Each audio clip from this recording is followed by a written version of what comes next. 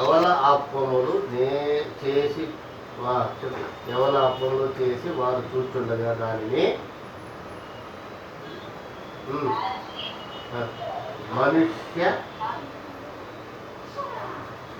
మనుష్య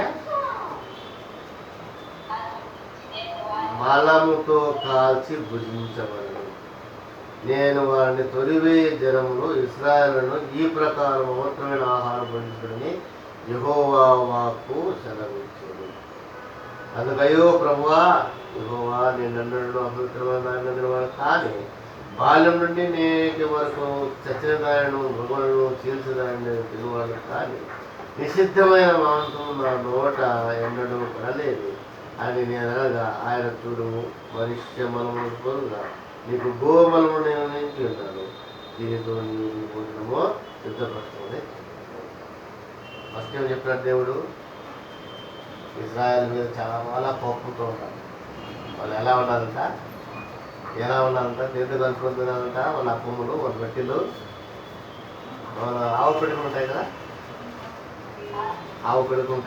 కాల్చుకుంటారు. ఆవు పిడకలు ఉంటాయా?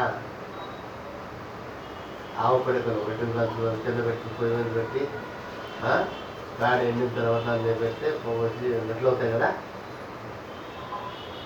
ఆ మాదిరిగా దేవుడు ఫస్ట్ ఏమని చెప్తున్నాడు ఎజ్కేలుకు?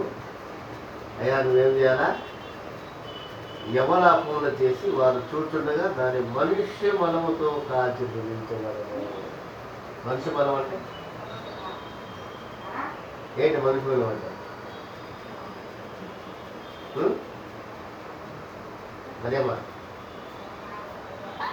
ఏంటి మనుష్య బలం అంటే? మనుష్య మలం అంటే ఏంటి?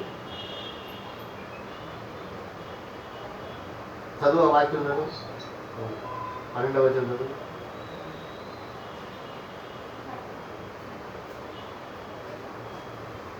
చదువు 12వ వచనం.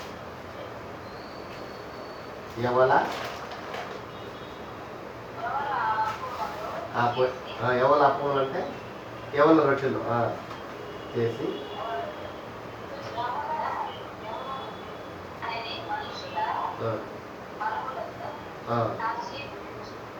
ఏమని అర్థం? దేంతో చేసింది? దేంతో కలసాల?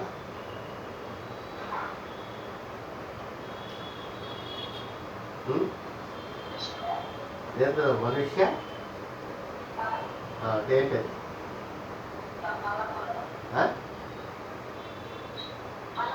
మలం అంటే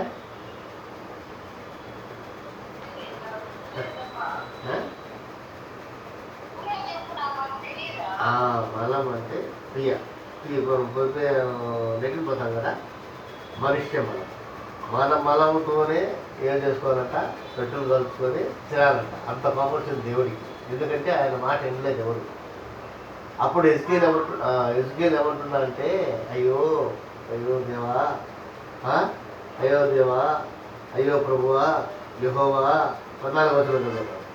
అందుకు అయ్యో ప్రభువా, యెహోవా, నేనన్నడూ అపవిత్రం నుండిన వాడు తానే, బాల్యం నుండి నేటి వరకును సత్యంగా నేను మృగములు చూసేదాన్ని నేను తినవాడు కానీ నిషిద్ధమైన మాంసం నా నోట ఎన్నడూ పడలేదే అని నేనగా ఆయన చూడుము మనుష్య మలమునకు మారుగా నీకు గోమలము. గోమలం అంటే